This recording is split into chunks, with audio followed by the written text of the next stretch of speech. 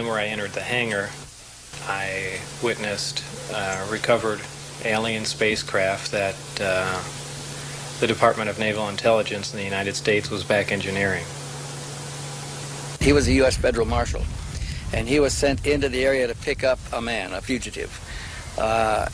When he got to the gate at Groom Lake, they led him on to make the arrest, but they required an escort with him. And then first they searched him, and then they assigned an escort, and when they prepared to leave, the escort handed him a black bag. He says, "Put it in your belt here," because if a siren sounds, we pull the bag over our head and lay down on the ground face down and wait till there's an all clear. He says there are things here that are very secret and they can't be seen. So the man says, "Well, what happens if somebody looks up? If you don't stay down there?" They said they're shot on the spot, and ask questions afterwards. I have had the opportunity over the years to interview, again, people who have worked at the test site at Groom Lake. One gentleman spent 12 of his 30 years in black programs at Groom Lake. When I asked him, I said, first of all, I said, "Do you believe in UFOs?" And he looked at me with a straight face in one-on-one. He said, "Absolutely, positively, they do exist." I said, "Can you expand upon that?" And he said, "No, I can't."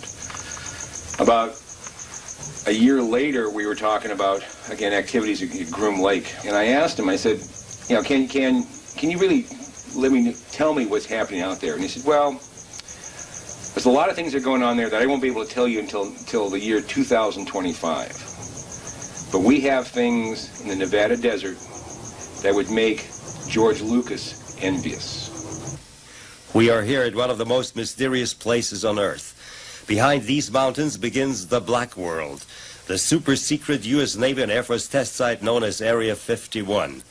Rumors say that right here the test flights with craft from another world recovered by the military take place. In this film we investigate these rumors, and were at the end able to observe one of those mysterious UFOs by ourselves, right here, near the black mailbox at the desert road to Groom Lake.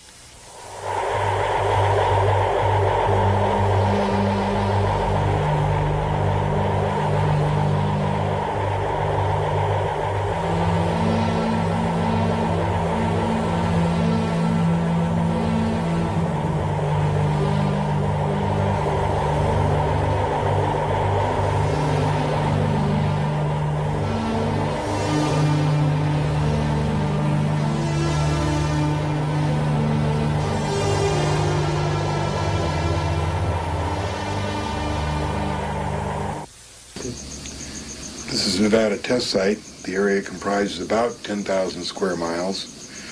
It's bordered on the south by Mercury, and on the west side by Highway 95, and up here on the northwest by Tonopah, and across the top to Crystal Springs, and down here to Las Vegas.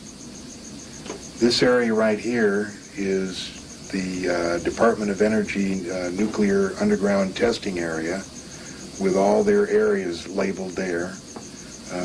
This is called the Yucca Strip. Up here is the Tonopah test range where the F-117 used to fly out of, and now there's other secret programs going on up there. This area all across the north here is used for the Red Flag exercises, which is the Air Force equivalent to the Navy's Top Gun exercises. They come out of Nellis Air Force Base here and fly this whole area. Right dead center of the test site is what is known as Area 51, also known as Watertown, also known as the Ranch. At the very center is Groom Lake. It's about 10 miles on each side, and this is where most of the secret activity goes on. Just 10 miles south of the Groom Lake complex is an even more secret area. This is where the saucers, the discs, are flown, an area called S4. There's 9 hangars inside the mountain, and the discs are flown up the Immigrant Valley, up in this area. They're flown like that. And this is where they can be seen from this road Mailbox Road, which is right here. It's about 14 miles from there to where you see the discs.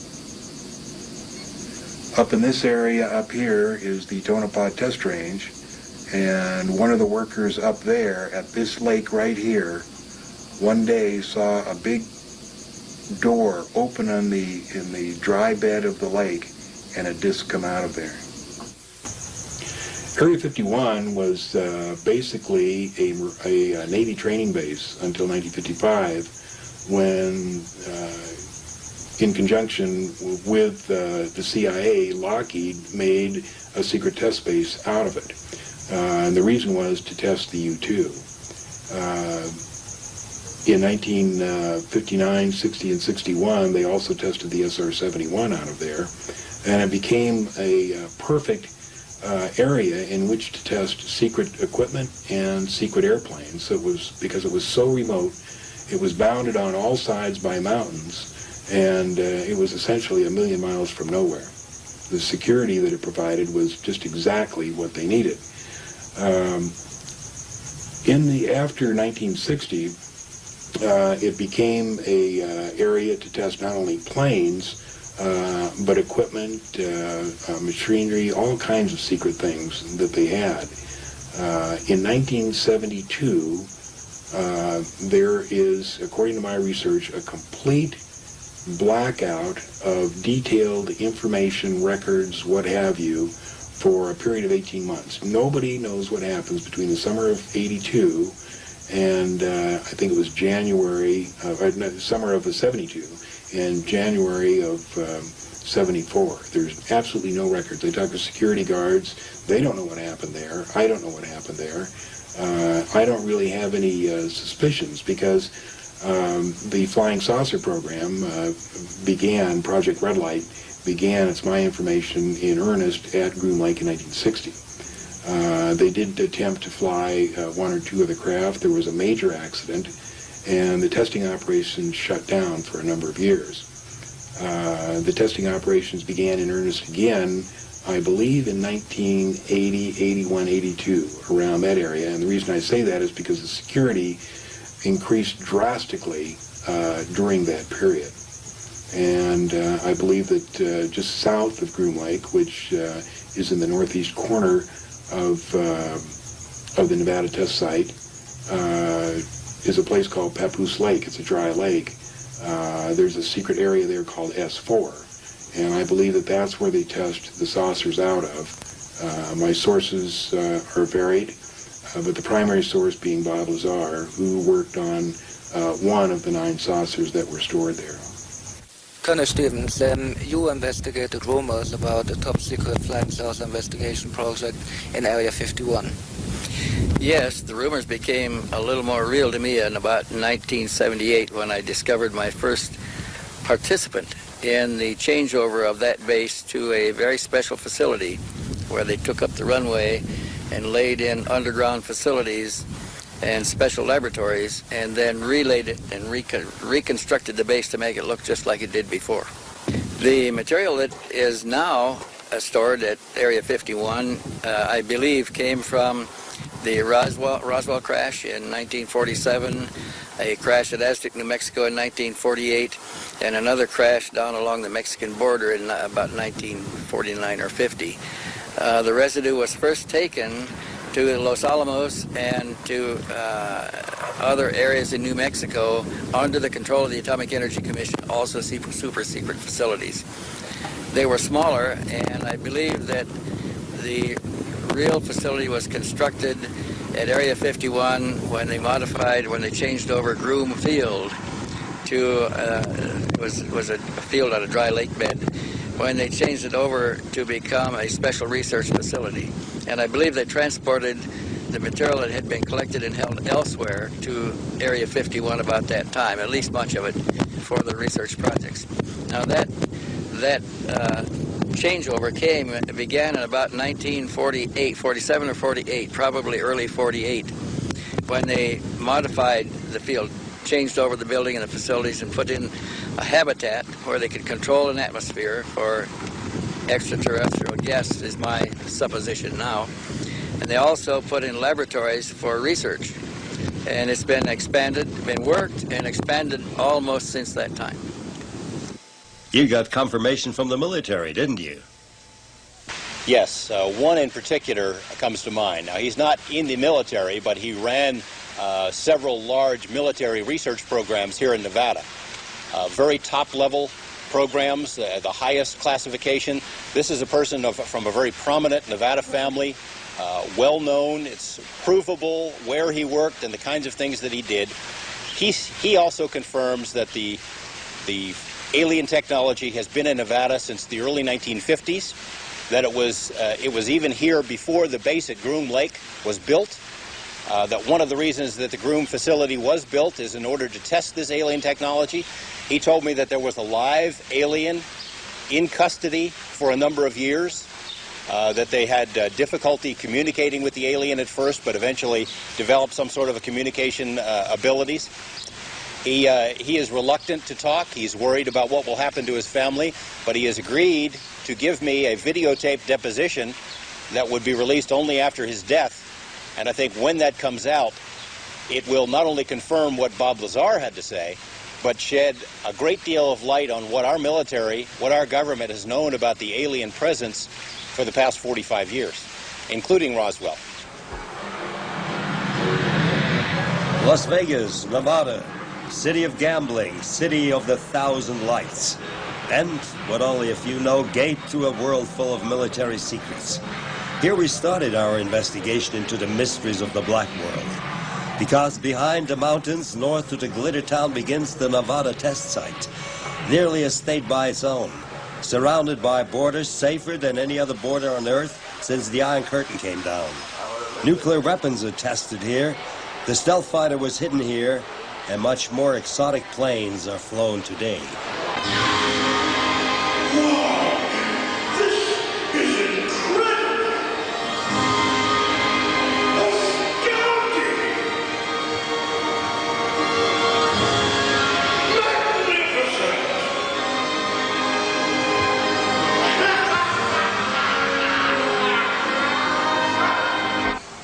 Our quest brought us to John Lear, one of the most successful and experienced pilots in the United States. The son of the legendary airplane designer William P. Lear has flown in over 16,000 hours, more than 160 different types of aircraft in over 50 different countries, holds 17 world speed records, and is the only pilot ever to hold every airman certificate issued by the Federal Aviation Administration.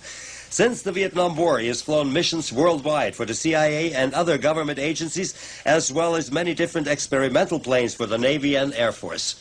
Other insiders have told Lear about the secret UFO test flights in Area 51.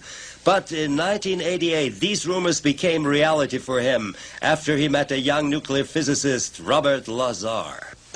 In the summer of 1988, I was having this house appraised.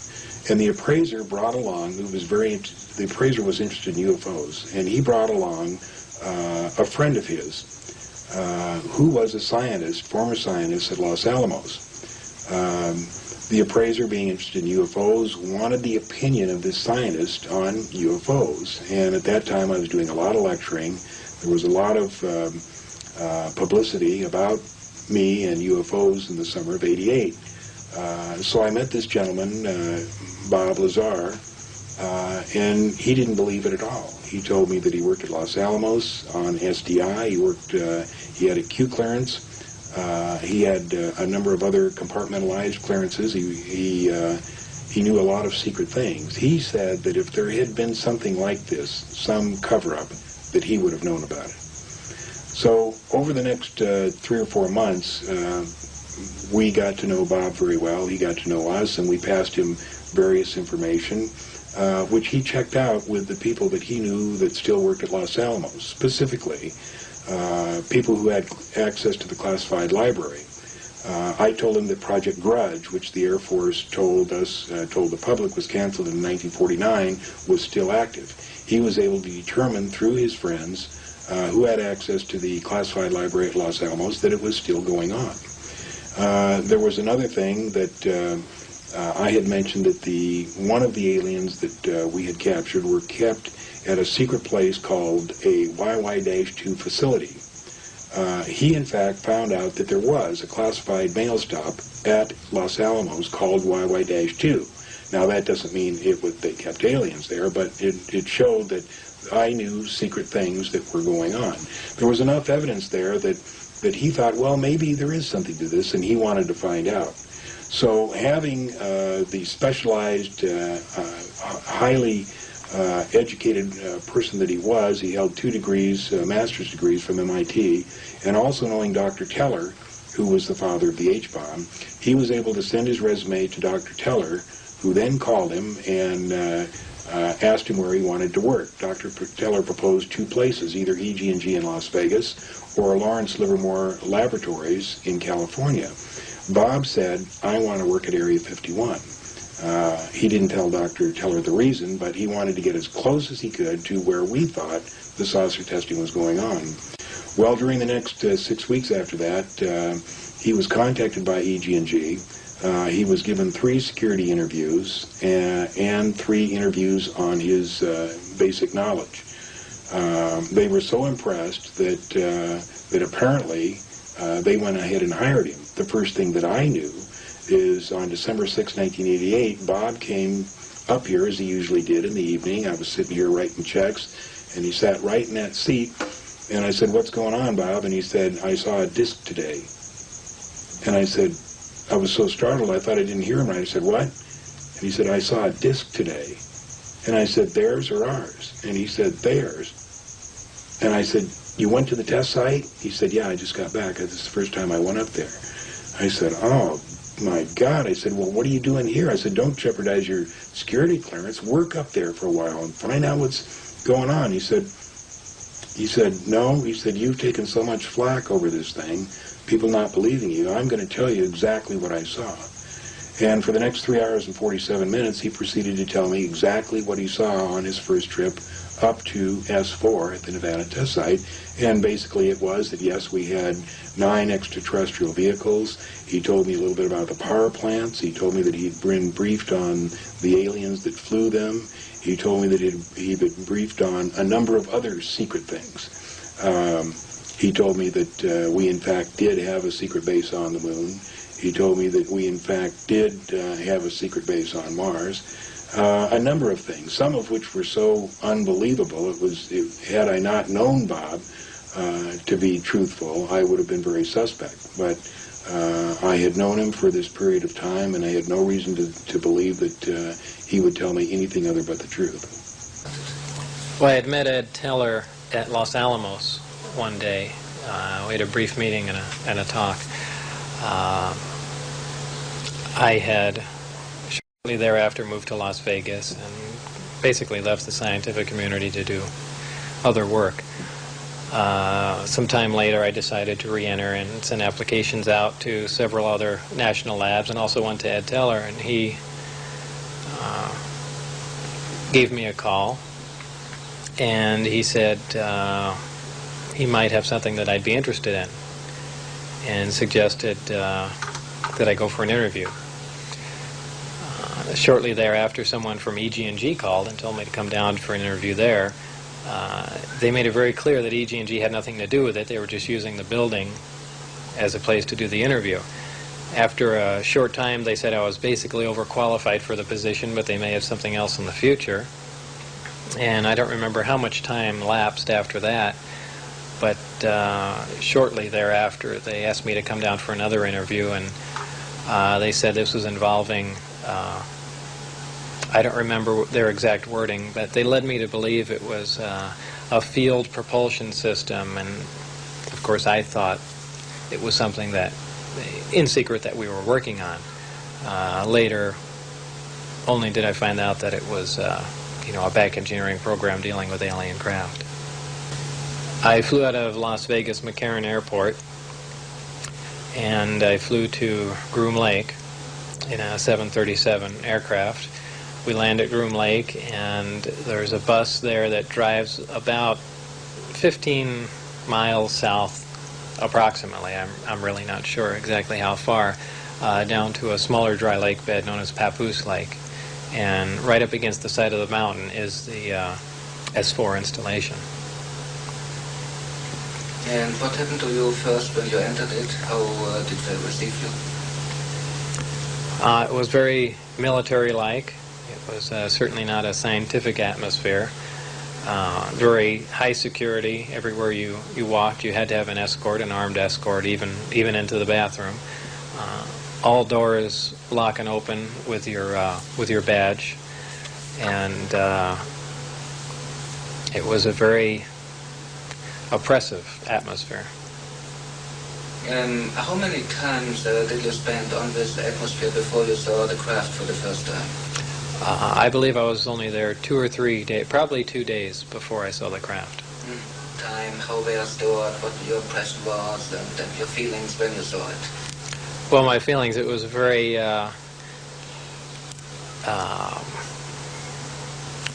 I should step back a minute and say that when I first saw the craft the first time, it was walking into the hangar, and my impression was, well, this explains all the UFO sightings. This is just a secret military aircraft we're working on, and that's the end of that.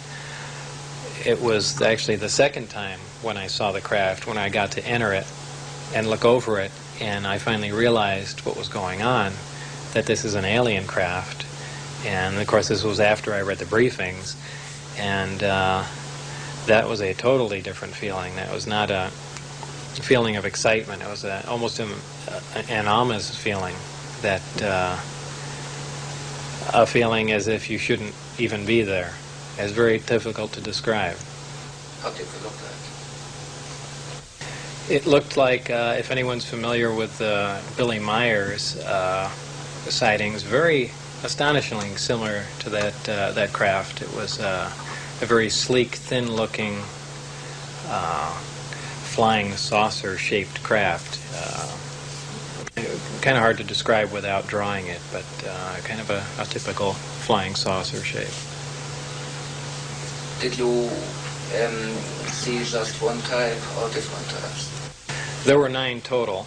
I only got to essentially work, back engineer, or analyze one of the craft. But there was a separate hangar for each of the crafts, and each one was essentially different in its visual appearance. Did anybody tell you where the U.S. Navy intelligence got the craft from? No. No, not at all. That's a lot of people have speculated about it, that they were either shot down or they crashed, but the craft seemed undamaged, so I doubt either of those would be correct. Can you describe the inside of an alien craft? It's very plain. It's all one solid color, a grayish pewter color, the same color as the outside of the craft. There are no sharp corners anywhere. Every device in the craft, the seat, the amplifier housings, everything has a rounded corner on it, almost as if it was all fashioned out of wax and then slightly melted, so everything curved, even where the ceiling meets the floor on the end. Everything has a curve to it. Very, very plain, very wide open, very impractical use of space. And there are 3 levels. The lower level houses the amplifiers themselves that swing, the 3 of them. The center level is where you enter the craft, where the seats and the amplifiers are, and the top level is a small area, and I did not have access to that, so I don't know what's up there. Do you think they're alien craft or U.S. constructed? Absolutely alien craft, there's no question about it. Why?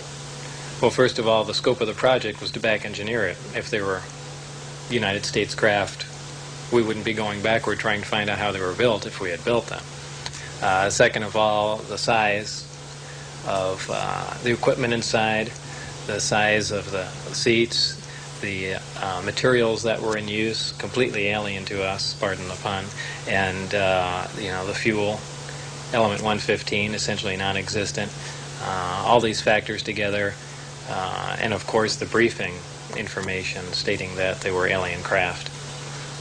Could anybody tell you how the propulsion functioned? Well, that was part of my job, was to back engineer that and find out exactly how that operated. And they had made some progress, but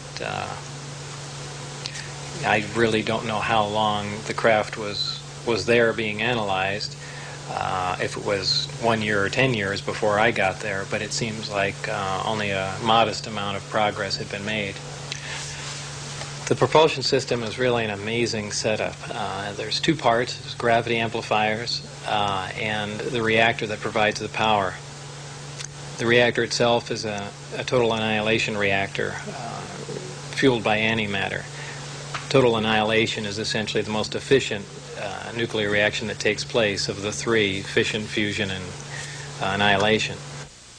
It uses a super heavy element, element 115, as it would appear on the periodic chart. None has yet been synthesized on Earth. It's my opinion that this occurs naturally in certain star systems. This element is bombarded in an extremely small accelerator. The element under bombardment undergoes spontaneous fission and produces antimatter particles. These are interacted with a gaseous matter target, and by means of a 100% efficient thermoelectric device is converted into electricity. Now, 100% efficient any electric device is essentially impossible. The first law of thermodynamics says that's basically impossible. There has to be waste heat and things of that sort, but there's none detected in this system. It's another amazing form of technology. This tremendous amount of power the system generates operates the amplifiers, and also as a byproduct of the 115 undergoing this bombardment, it produces a very interesting phenomena, a gravity A wave, as it's known to be called. This gravity A wave it travels in almost the same way microwaves travel. This is essentially applied to the gravity amplifiers, and by means of the electric current also provided by the reactor, it's amplified and focused. The amplified signal is shifted slightly out of phase, and by virtue of that they can repel or attract a gravitational body. The craft can take off on one gravity amplifier. There are three in this particular craft. When it's using just one amplifier, essentially pushing away from the Earth, it's known as Omicron configuration. For space travel, the craft will rotate up on its side, face the three gravity amplifiers at the target. They'll focus down on a single point some tremendous distance away, and the amplifier and the associated and the associated reactor will be run up to full power, and they essentially pull the fabric of space, distort space and time toward the craft, so they can traverse a tremendous amount of distance in virtually no time at all. They're not traveling in a linear fashion. They're essentially bending space, the fabric of space, essentially, and gravity and time are all interlaced. When you start distorting gravity, you distort time and space along with it. And these aren't theories. We've known these for a while. We just have no way of controlling them. But apparently, the civilization has found out how. Did you people manage to fly one? They've done several test flights in it, not out of the atmosphere. These are short, controlled, low-altitude flights. Essentially, they have a prized possession here, so they're not going to risk taking this to a point where they could potentially lose it as the gravitational pull of the Earth, or going too high. But I witnessed several tests outside the compound, and also one, probably about 100 feet away from the craft. How did the craft behave in the flight? Very, very quietly. It lifted off. It made a slight hissing sound, a slight blue glow from the bottom, probably due to the extreme voltage that's present on the craft. After a short time, that disappeared as it rose and just gently glided and later sat down. It was very uneventful, but almost totally silent. Can you please describe the briefing documents and the information contained in it? There were an extensive amount, 120 some odd briefing documents, all of them very short, and essentially what they were doing was just giving me an overview of the other aspects of the research being done on the craft, and the bulk of the information, all the technical information, was specifically dealing with the power and propulsion system, which is what I was supposed to be working on. But there were documents basically stating that these were aliens that possessed the craft. There were some autopsy reports that, not very in-depth, they had no reason to give me in-depth reports on that, but they did have pictures and, well, 2 pictures actually, of the alien carcass with the chest cut open and a single organ removed, and the organ itself was sectioned. It seemed to, from my non-medical viewpoint, it seemed that this one organ performed many functions instead of one. There were documents on metallurgical work being done on the craft, and really every aspect that separate groups were working on. And I'm sure they got a briefing on what my group was working on, a very abbreviated one, as I did on theirs. And did they say where the aliens come from? Yeah, it did mention the Zeta Reticuli system, and how that information was extracted from the craft, I don't know. Maybe there were star charts or something along those lines. Did they contain any information about the history of mankind, the alien involvement in the history of mankind? Not really. Nothing that said, well, this is the way things were. There was mention of alien intervention in the past. I mean, extremely long ago. Something along the lines of millions of years ago. From the information that I looked at, it seemed that,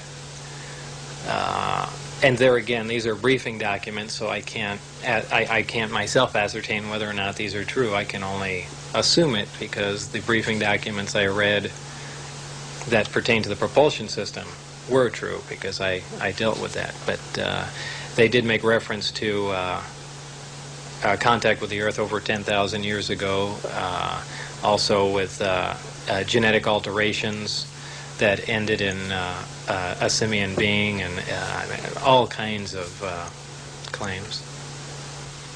Did you ever meet an alien or an alien body? Other than in pictures, no. I've mentioned several times that I'd walked through an area and looked in a small window and saw something small there, but I really can't say that was an alien body. A lot of people jump on that and say, yeah, you must have seen an alien, but there's just as much chance that they were trying to figure out the size difference and how the seats fit a body, and they had made up a small mannequin or something. I didn't see anything moving around alive. So I always say no, I have never seen a living alien. What do you think you were chosen for the job? That's very difficult to say. I really don't know. I'm certainly not the most qualified as far as physics goes. So I really don't know. I approach things at a very different viewpoint. They might have been frustrated after a long time of walking down the same path and not getting anywhere, and they wanted someone essentially to come out of left field and approach it from a different angle with a different viewpoint, and I'm kind of known for that. Why did you went public with the information? When? Why? That's, again, a complex question. It's not just one reason. There's several, stemming from many things. Harassment, to protect myself, the fact that this information being contained is also unfair, but there are many, many reasons. After you went public, did they try to silence you in any way? Oh, in every way. Yes, I was shot at while getting on the freeway here in Las Vegas. Friends were harassed and taken out of work that knew me. Many things happened. Well, he was upset about the security at the base. It was an oppressive place to work. He was upset that they didn't have better scientists and a more open kind of research that would allow them to finally get to the bottom of how this alien technology worked. He thought that that information should be shared with the entire world in order to benefit the entire world. At the same time, he was going through some personal crises that led to him sharing some of this information with some people that he knew. Once he got caught, he was worried about his safety. They put guns to his head. They told him he was in a heck of a lot of trouble. And I think the reason he was willing to talk to me, at least what he told me in the beginning, was he was trying to save his hide. He figured by going public that they wouldn't dare do something to him. It seems to me that for several months there, after he was talking to me, there were serious attempts to intimidate him, to keep him quiet, but he had the courage to pursue it, and I think he made the right decision, because I'm not sure that he would be alive today if he had not spoken to the television camera. Michael, I was in Las Vegas television for 10 years. I worked stories about political corruption, organized crime, illegal drugs. I've never done a story anything like this. When I first met Bob Lazar, I was only tangentially interested in the UFO material. I had done some talk shows about it. I knew the public was interested in it, but I didn't know if I was going to be able to do the story about Area 51. Stories about Area 51 and possible alien technology there had been floating around for as long as I had lived in Las Vegas, but there had never been any thorough investigation, primarily because no one who had inside knowledge of the program had ever been willing to talk about it publicly until Bob Lazar. When I met Bob, I had a meeting with him and my news director. We asked him a lot of questions. We asked him the basics of his story. He obviously has a fantastic story, but we decided to go forward with it because Bob himself seemed so credible.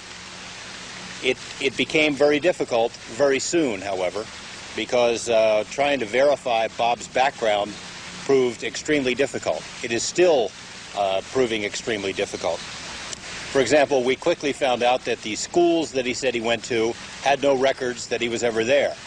His former employers, where he said he worked, had no records that he'd ever been there. In particular, Los Alamos National Lab was the linchpin of his credibility. We thought if we could prove that he worked at Los Alamos, as he said, it must have meant that he went to school somewhere, because they don't just hire people off the street. And if he worked at Los Alamos National Lab on classified material, it made sense that he could have been hired to work at other classified programs, such as S4, Papoose Lake.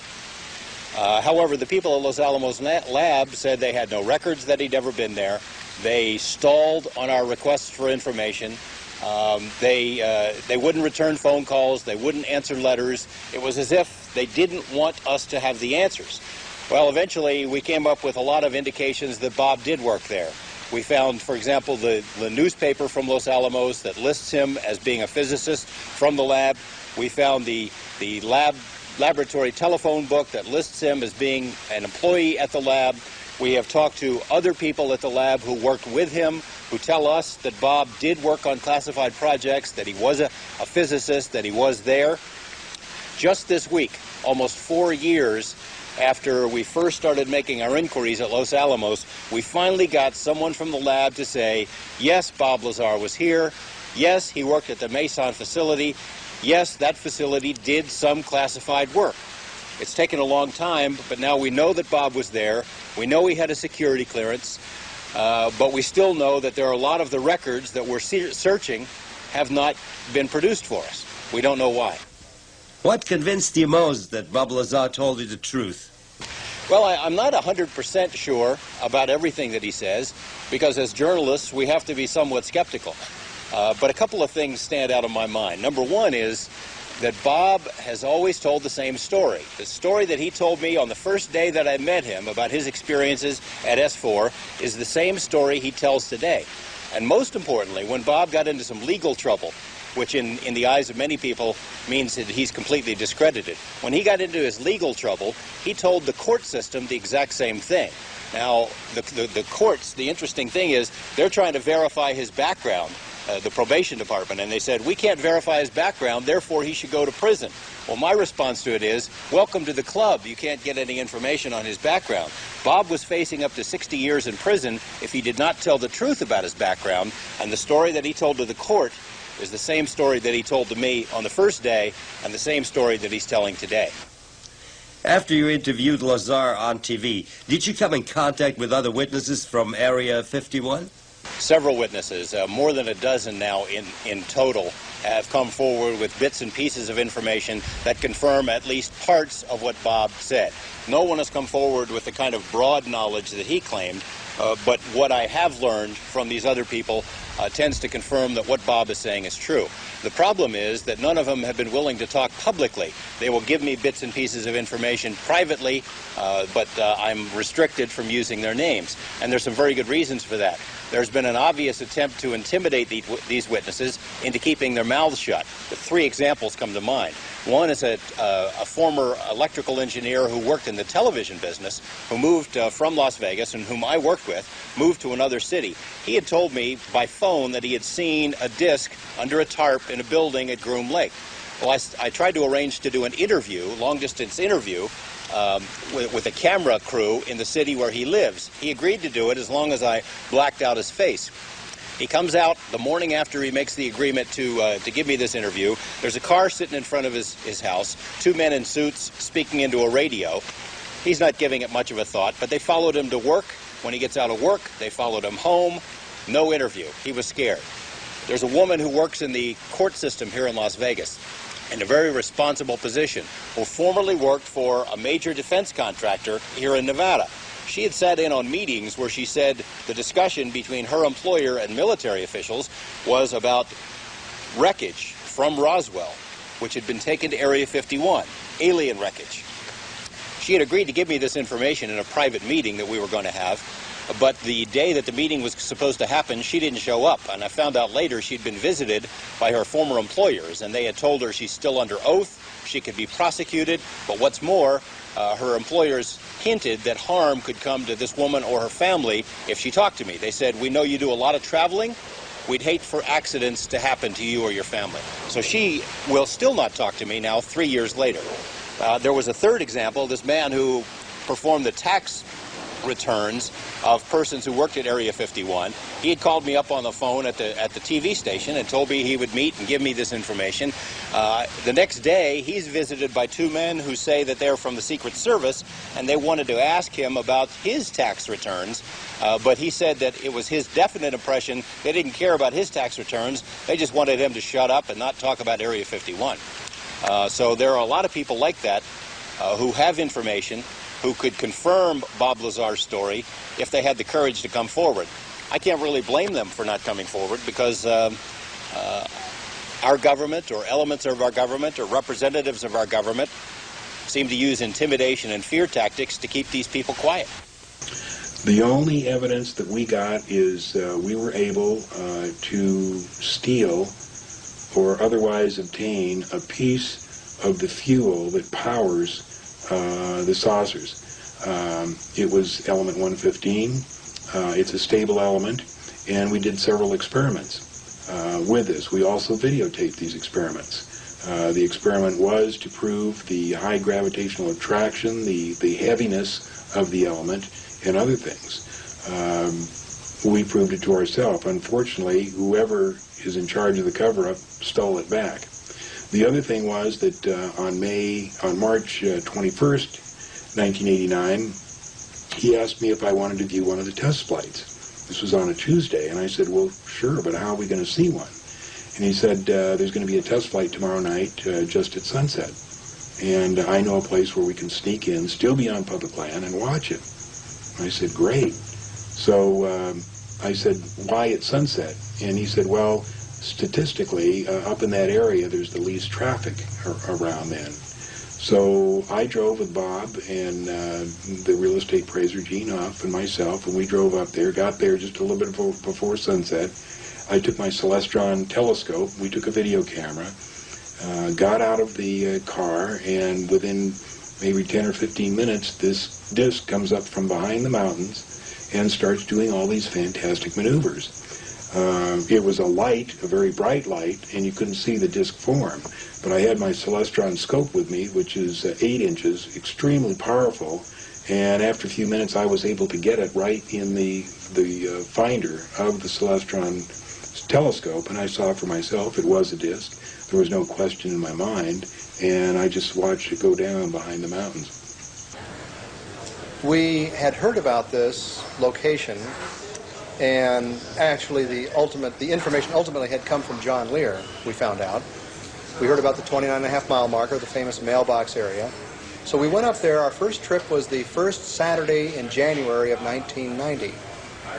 And we arrived there about 10:30 at night, and while we didn't see anything on that trip, it was a Saturday night, we found out that the active nights are Monday through Friday, and the weekends are usually shut down. But what we did find out, there were several other vehicles up there, 3 motorhomes and a couple of passenger cars, and talking with those people, we found out that they, having had gone out there on numerous other occasions, had seen plenty. So we were determined that, and we had understood from the beginning, that this was going to be something where on one night you would see nothing, and on the next night all hell might break loose. So we were prepared for the long haul. We were going to continue going out there until we should eventually see something. So then upon returning back home, I discovered that I could tune in the Billy Goodman happening out of Las Vegas in Santa Monica. I could receive it. So I started listening, and almost the first night, Bob Lazar was being interviewed by Billy Goodman. And I listened intensely. And I discovered from Lazar's interview that the best nights to go out there are Wednesday nights, that they pull out most of the stops on Wednesday nights. Now the reason for that was explained, that when they were preparing this facility and the operation, they did a study on Highway 375, the public highway through the action zone, Tickaboo Valley. And they determined from their study that there was the least traffic on Wednesday nights on Highway 375. So that's why Wednesday nights were chosen for most of the action. Although we, in having made numerous other trips, determined that almost any weeknight is effective, Monday through Friday. But Wednesdays always seems to be the most prolific, probably for that reason. But then, of course, we wondered that since we were going out there on a Wednesday night, maybe that would perturb the formula, and then, of course, it would shift to some other weeknight. Who knows? So, but still, nevertheless, it seems that Wednesday nights still continue to dominate with the greatest amount of activity out there. So, our next trip was Wednesday, February 28th. Now, on our first trip, I had gathered together about 7 or 8 friends, and we caravanned out there and saw nothing, of course. Then I started organizing the same group of friends to make this second trip. But this time it was in the middle of the week. And lo and behold, when it came close to the time to depart, we found out that none of our friends could make it. Work weeknight. So, Pearl says, "Boy, I don't think I want to go out there all alone." I said, "Oh, don't be ridiculous, dear." I said, "We obtained this information off radio, KVEG, clear in Santa Monica, being broadcast from Las Vegas." I said, "There are people all over the western states that are hearing this. We have a tangential interest in UFOs at this point. Think of the people that have a voracious interest in the subject. You're going to have people going out there from all over, and I'm sure the word is spreading to other countries of the world. You'll probably have people out there from Australia and Europe and all over the map, to say nothing of the people from Las Vegas, close by." I said, "There could be scores, even hundreds of people out there. Don't be ridiculous." So we went out there. We were all alone. I was actually outraged. Well, anyway, we got out there, and I believe we arrived around 3:30 at the mailbox, and we decided to go to the Little Alien for dinner. And we came back and got to the mailbox by about 5:30. It was dusk and beginning to get dark. Wednesday, February 28, 1990. And I got out my lawn chair, and suddenly at 7:30, the first craft came up, and I was astounded. I leaped out of my lawn chair, had a camera around my neck, my 35mm point-and-shoot camera, Nikon Action Touch, and I took a couple of shots. And then we actually, about every 45 minutes, a craft would come up one at a time. We saw 6 craft that night, each one in succession. And it was craft number about 2 or 3 that was the most dramatic. That is, it was the one that came the closest, and I took a photograph of it. What we actually saw, Michael, was a craft that was ellipsoidal in shape. It was pulsating brightly, and while we couldn't see the outline of the craft, the strict outline, we saw this very brightly pulsating ellipsoid. And when I snapped some shots, apparently the camera, with its low-end optics, that is, we didn't have a huge magnifying lens, so it didn't bring the craft in so close that would have appeared as a giant blur of light. So, plus, it must have caught the craft in a trough of its pulse, because the photograph captured the craft beautifully. That is the outline of it. So it was just a fluke of being at the right place at the right time and having the right optical setup. Going to Groom Lake, Area 51. What happened to you on this night? Well, on that night, February the 21st, 1990, I accompanied a crew from Nippon Television Network to witness a test flight of an object over Groom Lake, which is known as Area 51. We arrived at the site around just after sundown because, according to the information given to us on that same day when we visited Mr. Lazar at his residence, he said that if you go there after sundown and stand near the mailbox area of Highway 375, looking south towards Groom Mountains and also to the Jumbled Hills, you will see test flight of these objects. And lo and behold, when we arrived at the scene, exactly around 6:45 or so, we started seeing, we suddenly started seeing an orangish, yellowish light suddenly appear on top of Jumbled Hills, making a motion to the right for about 15 seconds or so. Next, exactly at 8:15 p.m., we had another sighting of the same object that suddenly appeared on top of Jumbled Hills, came up above the hills, and made its appearance, went slightly to the right side, and at that juncture in time, it made a sudden descension and a back turn, which I estimated to be possibly about 5,000 feet sudden descension, a back turn descension. And I had never seen anything like that in my life ever, and it is definitely a test flight of highly unusual object, a demonstration of technology, a propulsion system so exotic right now that we don't know what it was, but it was being tested at that very night. Well, I've become probably the expert on Area 51 in the United States since February 26th of 1991, which was my first trip out to Area 51. On that trip, I got as close as I have ever gotten to a flying saucer. It was the first time I'd ever seen a UFO, actually. I was traveling in a car with my friend down the road, and a very large object flashed over the car and then began to float probably about a mile away from us in the open desert. We got out of the car, ran towards the object, and got within a few hundred yards of a large disc-shaped object about 40 feet in diameter that looked like a saucer with a teacup on the top of it. It glowed a brilliant reddish-orange color and then glowed a real bright yellow color. On one occasion, we thought that the object was actually going to explode because it glowed so brilliantly. It would shoot up to about 200 feet in the air, make a falling leaf motion back and forth, and then go back down onto the ground. This object was amazing. I was so excited because I'd never seen anything before like this ever in my life. We got our faces burned. We had a mild case of radiation poisoning after that.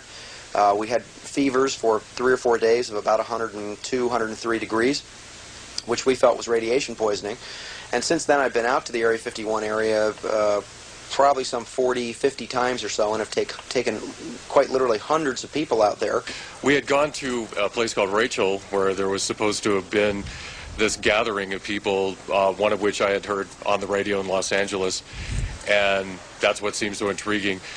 We passed this large group of people in the middle of nowhere out in the desert. There was a tour bus and probably 24 cars or so, just in the middle of nowhere, total darkness. We went on by them and went into Rachel. We stayed there for about 45 minutes, just listening to the conversation going on, and decided that the place to be was probably the group of people that we had passed about 15 miles back. We went there and sat and began watching like it seemed everyone else was doing, and then we had the first actual sighting. I looked up in the sky, and I thought there was a really bright star up there, and I said, "John, is that star kind of moving?" And right about the same time I saw that, and he goes, "Yeah, I think it is." And right about that time, it just like a falling star dropped out of the sky, and just came straight down to right above a mountain range that was about 5 miles away from us, and just stopped there and hovered, and then moved around the mountains a little bit, making various maneuvers that no aircraft could possibly make. And then it just stopped, and then it lowered itself down below the mountains out of view.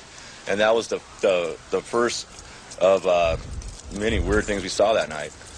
And the people on the bus were there at that time. They all applauded like, "Oh, there was a sighting," and it was getting late. It was about it was not even quite midnight then. And so they all kind of applauded and said, "Well, that's there," and they all got in the bus and left. Did you recognize any details? Not at that time. Not at that time. That particular sighting was completely on the other side of this large valley that was at least 15, 20 miles across, at the point at where we saw it come down and float across the valley. Yeah. The most dramatic thing that happened that evening was after a large number of the people had left, including the tour bus. It was down to 3 cars, and we were sitting in the middle of these 3 cars and had been watching a light maneuvering kind of wildly out on the other side of the valley, and were just intrigued as it came straight toward us, as if it was singling out Jeff and I in particular, from this immense distance away in a straight line. And there was a car on the other side, on our right side, that had the dome light on, and they were making sandwiches. They didn't see this happen. Yeah, there was a car totally on the left side. What was going on? They didn't see it happen. They had the seats down, and I think they were making out. Yeah. And we were absolutely stunned. I felt absolutely awestruck as this light that we had been watching came straight toward us. In just an instant, it crossed that long valley, and Jeff became actually frightened because we're sitting in a pickup truck, and I'm looking right over it, right up like this, and it stopped and hovered practically right over us, and then it turned on a light from the edge of the craft, and when it came over us and stopped and hovered, the light seemed to be on the top of it, and it revealed like a silhouette of a disc, and you could clearly say it was a disc-shaped craft, and it made no noise whatsoever, just hovering above us, probably maybe under 100 feet in altitude above us. Yeah. Yeah. And it stayed there and hovered for a few seconds more, and that's when I was starting to get worried, that something else is going to happen now that they've checked us out. Maybe they're going to land, or I didn't know what was going to go on, so I got pretty scared at that point. And right about the same time I got scared, the thing just zoomed back over the mountains, and you're talking about like, what is it, 10 miles, and within a split second it was over this mountain range, and then stopped, and then just lowered itself on the other side of the range, out of sight. Also on the footage, you will see the camera is pointed up into the sky at about a 30-degree angle towards Las Vegas, just to the left of the base. The camera was then turned on and basically left unattended for about 45 minutes or so when I was off talking to someone, and you'll see 3 ships, One actually comes in from the right and makes a quick sort of looping horseshoe motion. Another one will then come in from the upper right-hand corner of the screen, which then comes in, and you can tell that the ship itself is having some sort of unusual electromagnetic effect because the videotape begins to blur and buzz as the electromagnetics of the flying saucer actually begin to blur the iron pyrite on the videotape. That this object then comes in a loop, does a step motion, and then shoots off to the right, traveling from 0 to about 40,000 miles an hour. And a third object that then simply comes in from out of hyperspace, where the object comes in literally from out of nowhere in a small circle, which you'll see if you slow the film down, solidifies into a disc-shaped object, does another step motion, and then goes from 0 to 40,000 miles an hour out of the frame. The last thing you'll see on the tape is an actual close-up taken from about 6 miles away with a 12 zoom lens with about 3 lux on the camera, a close-up of the ship. What you'll see is that the ship itself looks like a bat wing almost. It looks like sort of like the bat plane, because the camera, when it's on infinity, looking or zooming in on an object that's that far away, takes those bites out of the object. But what in fact is happening is that you'll see that at a distance the object will pulse, and that at the camera, that as the camera then moves in, you will see what looks like clouds in front of the object, but that in fact is the energy field or the gravity field, quite literally, of the object spinning around the object, and you'll see it looking as though it's clouds moving in front of the object. Then you'll see the object move up to the right, drop down out of the frame, and then reappear in the lower left-hand section. Directly after this occurred, I gave the camera to a girl that was at the mailbox. I jumped in my car and chased after this object. Very soon, about 3 miles out into the desert, I was a couple of military vehicles came from out of the desert with their lights off, a black Bronco and a flatbed olive drab truck, a 4x4 cab truck. They pulled out and met another vehicle in front of the road. All 3 of these vehicles then turned around, and the light bars, they lit up the entire area. And in essence, when I got out of my car, they pointed guns at me, and they told me to get back in my vehicle and go back to the road, or I would be shot, in essence. So I got back in my car and went back and turned around, because apparently they'd probably had some kind of problems with this particular craft, and it had probably landed on the civilian side of the middle of the Tikaboo Valley. We have to understand one fact, that Area 51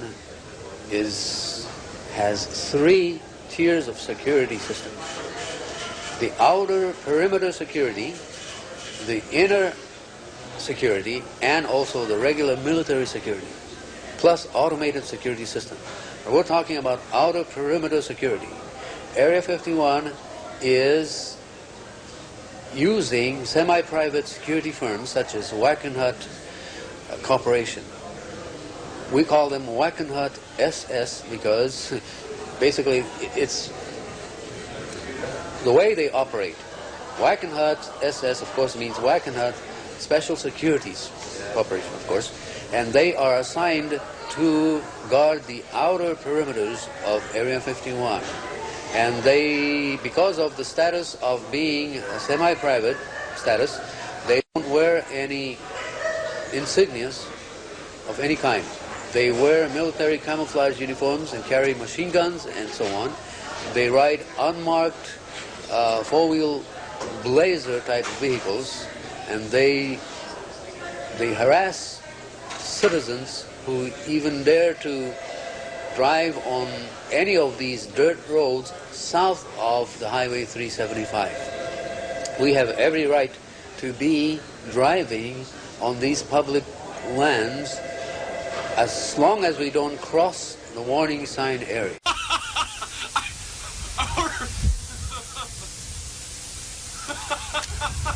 can't look when he's talking. It's like damn funny.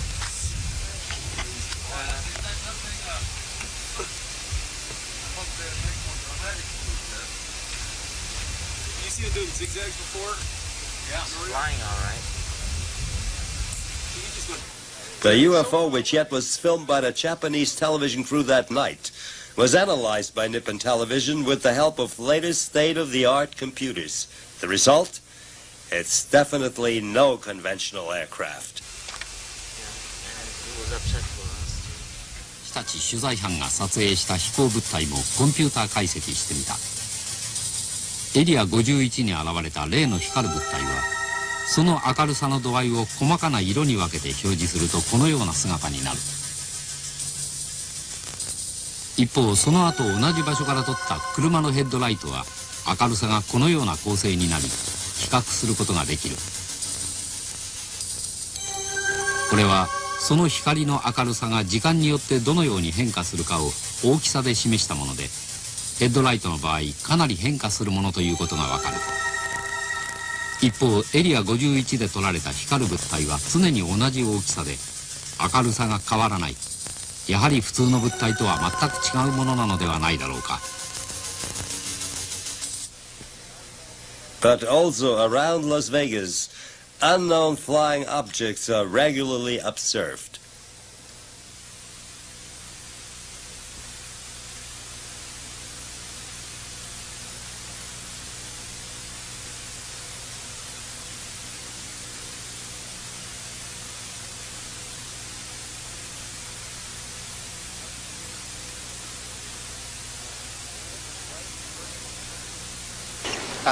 I took my wife to work one morning, and on the way back, I was looking out the windows I usually do, and I carry my camera with me quite often. And I saw this anomaly, this UFO in the sky, and so I stopped my car and pulled out and took some footage of it, which is what you're looking at now, I guess. That's about it. And it came on 2 different mornings, as a matter of fact. So on 2 different mornings, I took pictures of it. This was in 1991, and it was, actually, we've seen a lot of things around Las Vegas here. It's a great area to spot UFO objects. I've seen cigar-shaped UFOs, I've seen the regular discs, and I've seen anomalies of all styles and types around here. I've spent many a night, all night, up looking for UFO things in the sky.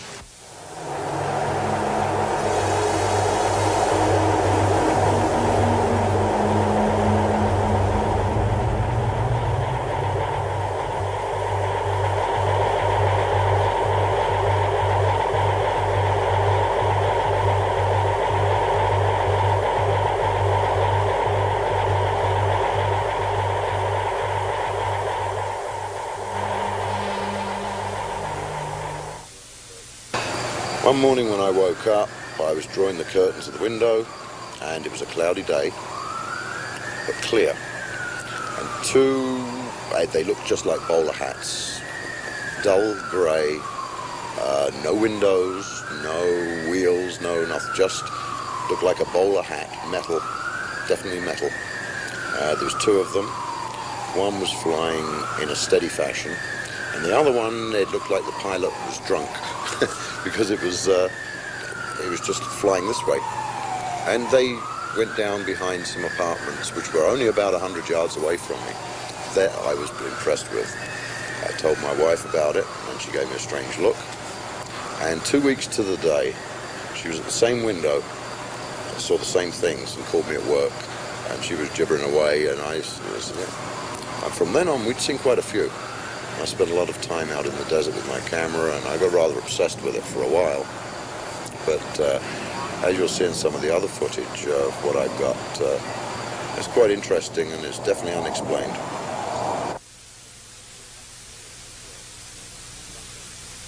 It happened when I was at work. It was a Sunday, and it was close to 7 o'clock. And for some reason, I just took my camera to the parking garage roof and started filming what you see here, which are 2 remote type objects sort of dancing around. And in a little while you'll see another craft come along underneath. It's a little larger, and it's very stable, and this guy's steadily heading north. These 2 which are dancing around seem to interact with it, and then it goes on its way. A few minutes later, another craft comes along the base part of the mountain, and in between that, an aeroplane going in to land at McCarran Airport goes past, so you get a good idea of the size and the distance. And then these two objects again interact with this large craft, and as you'll see towards the end of the tape here, I follow it round to see where the craft went to, and it's totally out of sight, it's vanished.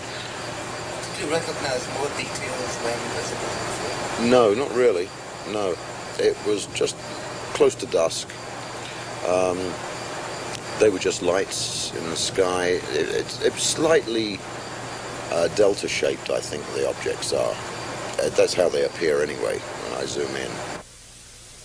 Obviously, the Lazar UFOs were just the tip of an iceberg. A black world, as fantastic as a fairy tale country or a faraway planet. Yet, committed researchers try to trace down the last mystery of these super-secret test flights. By looking at the maps and by discussing things not only with the sheriffs but also with friends of mine, I found a mountaintop in which you can actually climb to the top of the mountain, and it's about an hour-and-a-half hike or so. It's about 7 miles to the top of a mountain which we call Morton's Mountain, since I was the one that first found it. Climb up to the top of the mountain, and this is where you get this spectacular view of virtually the entire base. You can see this particular video was taken at night, so because of the fact that we were very afraid of being caught out there still during the day, because we weren't really sure whether or not we were over the military's border or not. At about 6 a.m. every morning, they were sending helicopters out, literally chasing us around if we were anywhere near their border. And the evening times, they would send out the security vehicles, the Bronco security vehicles, who would do everything from take down our license plate numbers to actually go through our cars to looking for us in the desert, thinking that we were actually stepping across their border. This videotape comes from our efforts, literally risking our lives at that time, to be able to get a good view inside this, probably one of the most top secret facilities the United States has above ground. Specifically what you're looking at is you're looking at Area 51 at night, taken in the taken at around dusk. You're also looking at another section of the video which was work that looks like was going on the runway. Now, for some reason, the military was carrying out some kind of either construction operation at night. Now, there seems to be a huge halogen lamp that's illuminating part of the field, in which you'll see smaller lights, which are trucks and jeeps basically coming and going from this light. You'll see on the film what we thought originally was a ship actually coming on and testing and moving around on the floor of the valley. It didn't really move that much at night, so that's why we concluded that it must have been some sort of halogen work lamp. You'll see for the first time the object which is called Old Faithful. Now, Old Faithful is called that because something appears in the sky over Area 51 at 4:50 a.m. virtually every Thursday morning. Now, many times this object is preceded by what in California have become known as skyquakes. There is a very large object which we've witnessed out there between 700 and 800 feet long, and this object literally comes in from space, traveling anywhere between Mach 10 and about Mach 18, flies over Catalina Island, over Southern California, and then lands at Area 51. This particular object that you're seeing, we theorize, is what's known as Project Senior Prom, which is underneath the Project Aurora banner, and that this object is in fact an unmanned 132 nuclear weapon carrying nuke platform that in essence orbits the planet to be able to rain down nuclear bombs on virtually any country at the push of a button. This object, as it's landing, you'll see it appear in the sky, very dramatic footage of the first time anything has ever been shot actually physically landing at 51. The object appears at exactly 4:50 a.m., comes down in a conventional flight pattern. Now, sometimes this object will shake back and forth violently, displaying all the characteristics of a, quote, conventional UFO, unquote. And on this particular occasion, it comes all the way down in a very straight line. You'll see a field around the outside of the object, and when it comes down between two safety lights, you'll see it actually physically land, and then when it comes past a second set of safety lights, the field around the ship actually blinks off, and then you can see that it is some sort of unusual dart-shaped aircraft, some sort of experimental aircraft, because it does have wheels on it, and it does appear to have a a fuselage that comes up in a point with a light at the top and at the bottom, and then comes back at the bottom. So it is a very unusual ship, and this particular ship was, in fact, preceded by one of the famous Southern California skyquakes.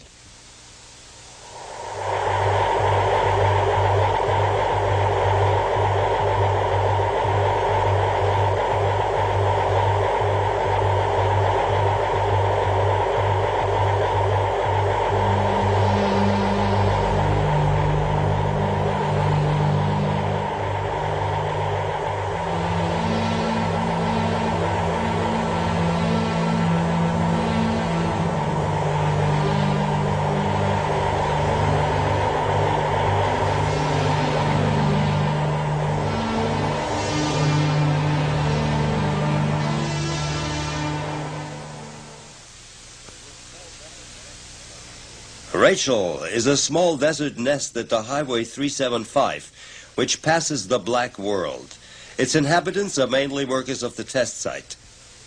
Rachel's main attraction is the Little Ale Inn, the local grill and beer bar owned by Pat and Joe Dravis, which became the main information exchange for Area 51 enthusiasts from all over the world. It not only exhibits UFO memorabilia, it also houses a library and a large collection of newspaper articles about secret government experiments, documenting that the greatest secret of our time actually is no secret anymore.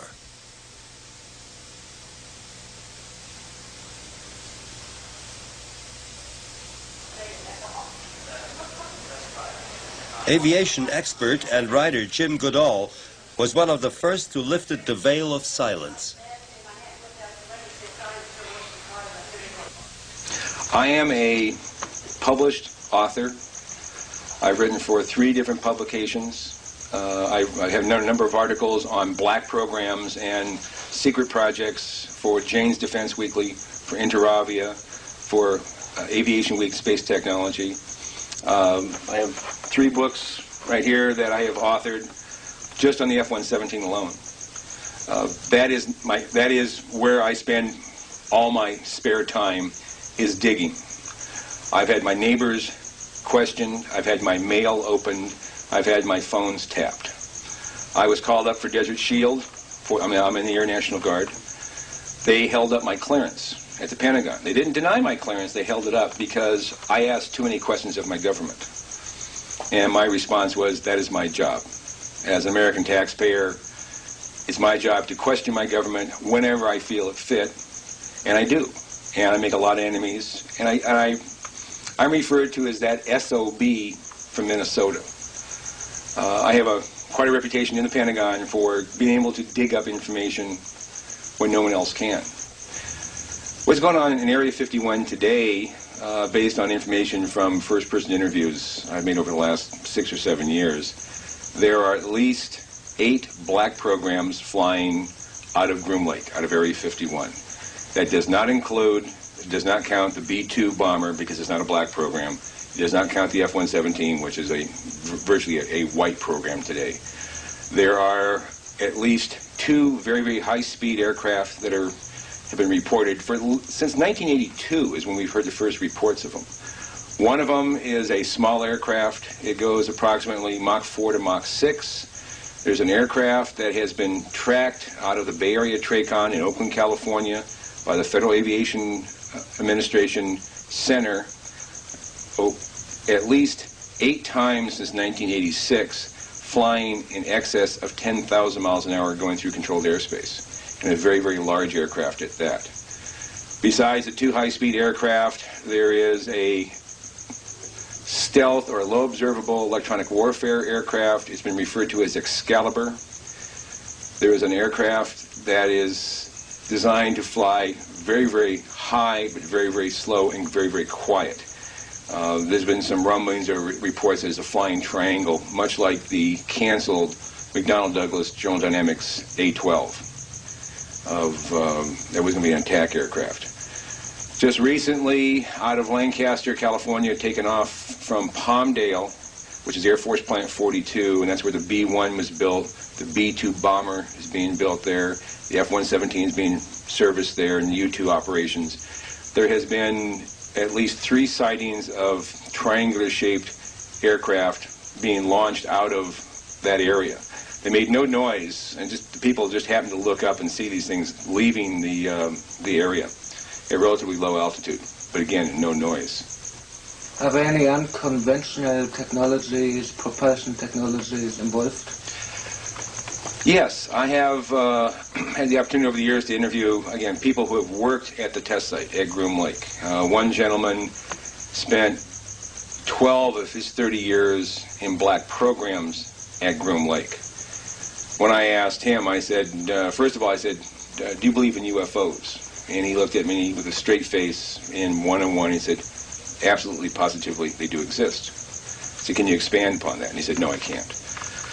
About a year later, we were talking about, again, activities at Groom Lake. And I asked him, I said, you know, can you really tell me what's happening out there? And he said, well, there's a lot of things that are going on there that I won't be able to tell you until the year 2025. But we have things in the Nevada desert that would make George Lucas envious.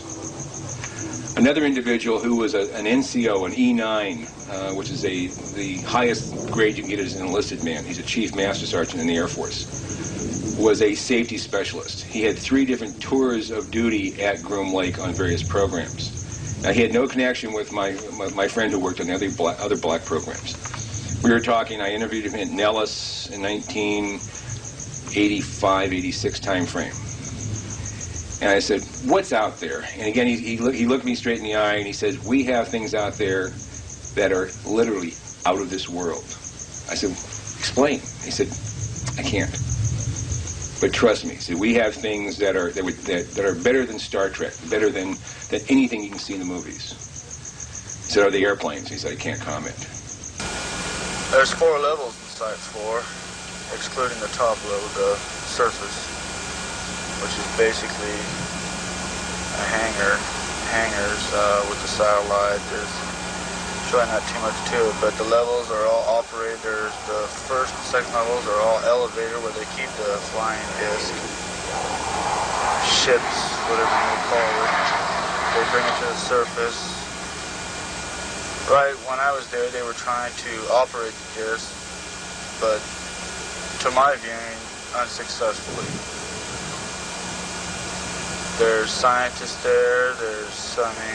I've personally witnessed high White House officials being there. Right now, I'm basically kind of scared. I mean, I'm on the run. I don't know what everything holds for me. I just want to get this out in the open. He was assigned to SEAL Team 6. He said that he was a security guard at level 2 of S4 in Area 51. And he described Area S4 as a facility occupying at least 4 levels. He was aware of 4. He worked on level 2. He had passed through level 1. He never saw level 3 or level 4 because no military people were allowed below those levels. Only people with very specific clearances could go to level 3 and level 4. He described level 2 in considerable detail to us, and he said level 2 consisted of 9 hangar bays, I guess you would call them, because they were the size, they would hold a small airplane. And there were circular disc-shaped craft in 7 of the 9 bays. He described the floor layout, he described the security posts, the guard positions, an area where bodies were stored in large glass cylinders. He described special equipment, he described the monitoring equipment, the security system to go down to levels 3 and 4. He said that they were never allowed down there. Only specially cleared people with very specific clearances, which included a plastic card with magnetic information in it, a handprint, and a right eye retina scan, and put their eye to a little camera. And if they passed, they could go down. If not, their instructions were to arrest them immediately and have somebody from above come down and get them. vast complex. Big place, huh? Big place. The elevators are right here. There's 4 elevators. 3 and 4 are extremely security. There are no sentries down at 3 or 4. And the levels of 3 and 4, I don't know what goes on down there. I heard something about an EB or EB down there. I'm not too familiar with what it is, but as you get off the elevators, you get off, and this is level 2. You walk in, the bays are over here. They're all separated by like an automatic doors that open and close each bay. Walk down, there's 5 on each side. There's a hallway right there, and each of these bays have elevators that'll bring them all the way to the top. They'll bring the whole floor all the way up with a hydraulic system. Now, as you walk down, there's a lot of machinery right here, which I have no recollection of what it does. I believe I've never been in that area. My job was to be a sentry for these 3 gates and up above in the level complex, and sometimes I would be walking down here escorting people. Now, over on this, there's a hallway down here that breaks off, which is there's a big computer system right here. I believe it's a computer system. I'm not going to say for sure.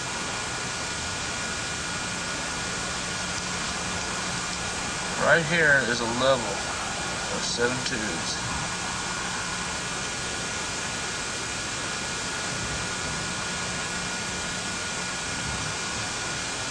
These tubes are about 2 feet in width. They're about 6 feet in height.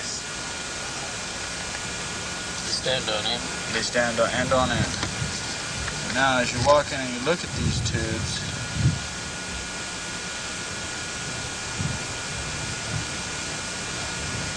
I'm just going to draw a picture of one. They're all exactly the same, and the creatures inside are completely identical. There's absolutely no way that I can see of identifying each and every one of them individually. Now there's an aluminum part right here. I don't know if it's covering the genitals of them or not, but the rest is filled with the solution. There's a couple tanks right here. I don't know if they're oxygen. I don't know what they hold. There's no identifying marks on them whatsoever. There's absolutely no air in the tanks. It's all solution. And the grays are just in here, right here. They're suspended, so I imagine they're being clamped somehow, some way to hold them in this where their feet is completely off the ground and stuff like that. And under here, there's about a 1-foot pedestal of black iron steel, it's polished, but it looks like a black polished anodized iron. Now the things inside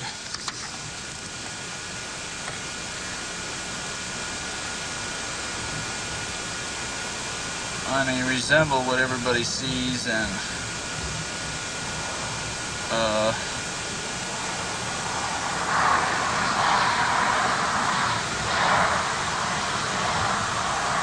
the only thing that's different about them from what I see on all the pictures is the eyes appear to be deteriorated, or they look like prunes.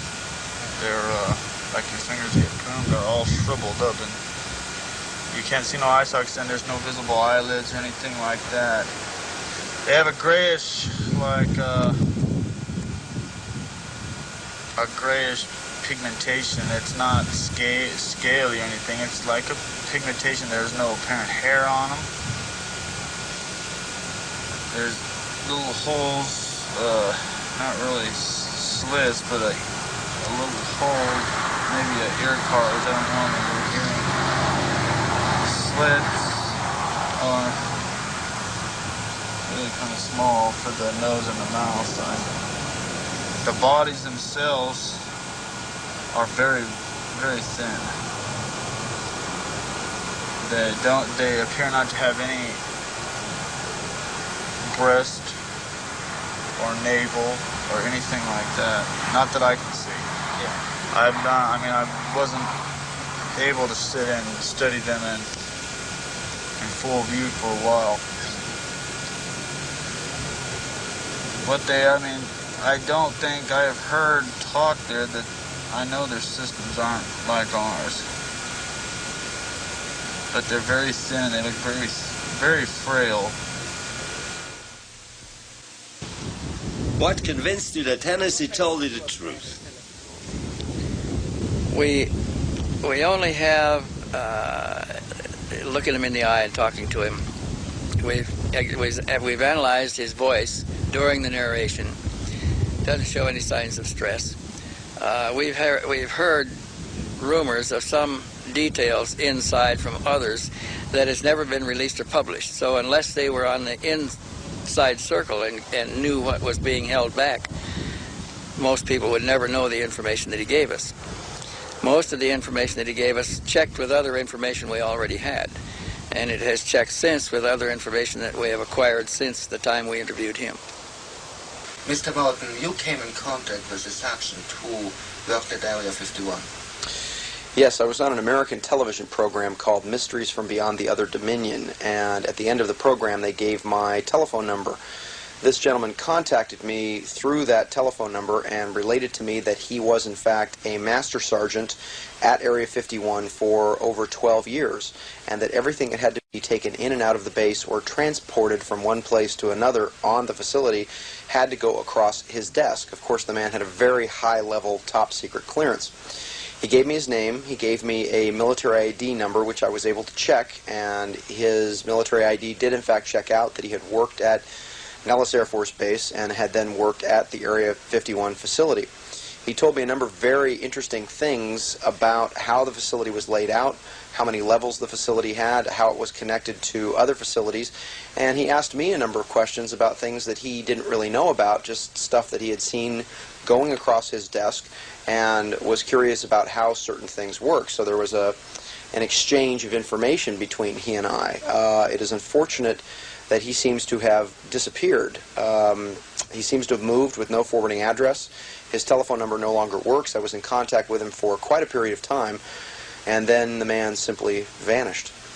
Did he ever see alien spaceship or alien bodies? On many occasions, he told me, Chip is what he called himself, that he had in fact transported disc-like saucers, what he considered to be alien spacecraft. And remember, he was not sure if they were alien or not. He never saw the actual paperwork on the craft. He was only responsible for transporting the objects from place to place. However, he did transport a number of very large 30 to 60-foot disc-shaped craft. He was responsible for transporting some bell-shaped objects. He said when they were at rest that they were a very dull gunmetal color.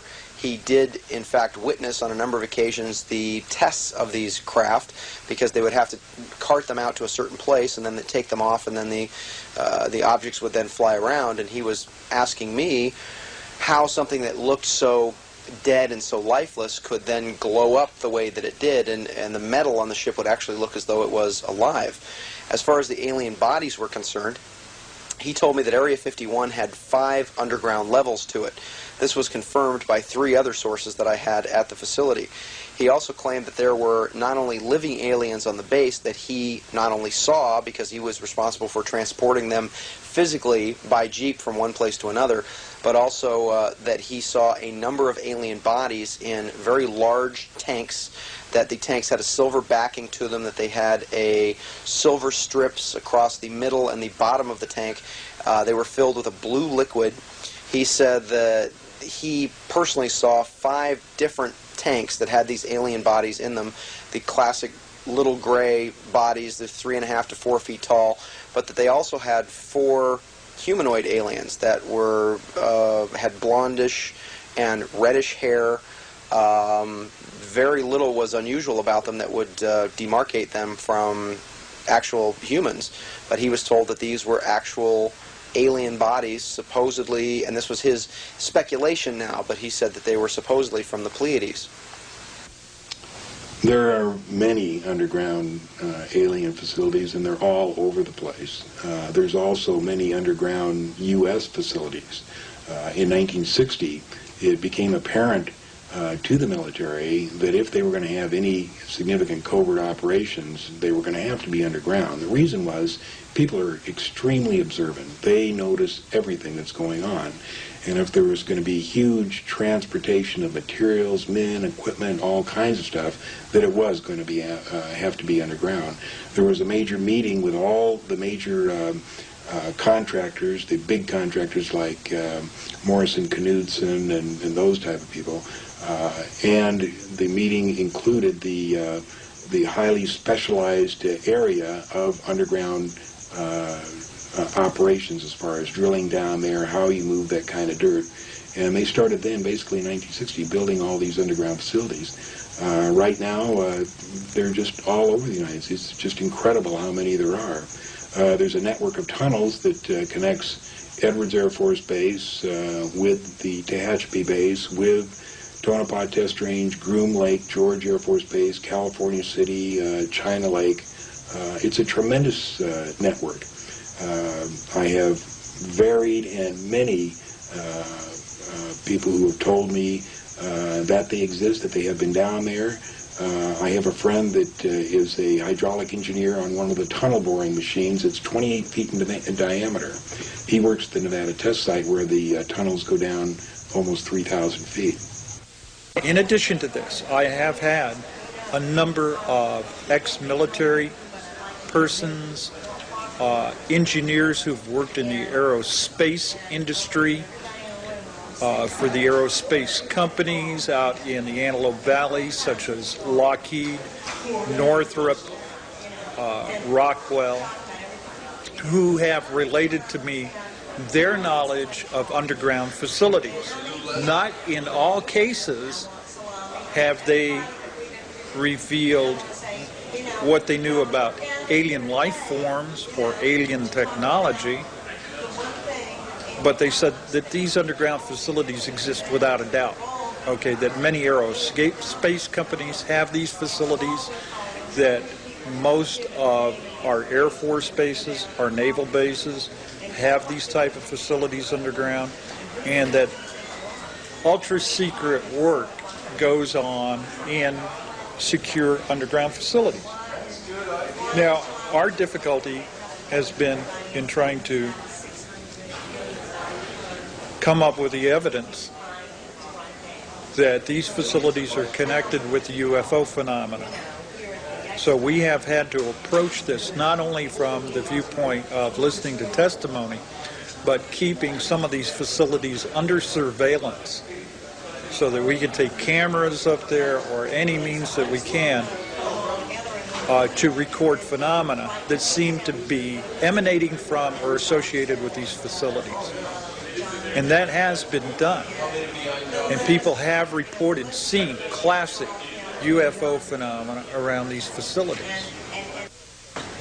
There are 4 aerospace covert facilities. This is what we call the aerospace connection in the Antelope Valley and also the San Joaquin Valley. Rockwell in the San Joaquin, Lockheed, McDonnell Douglas, and Northrop in the Antelope Valleys.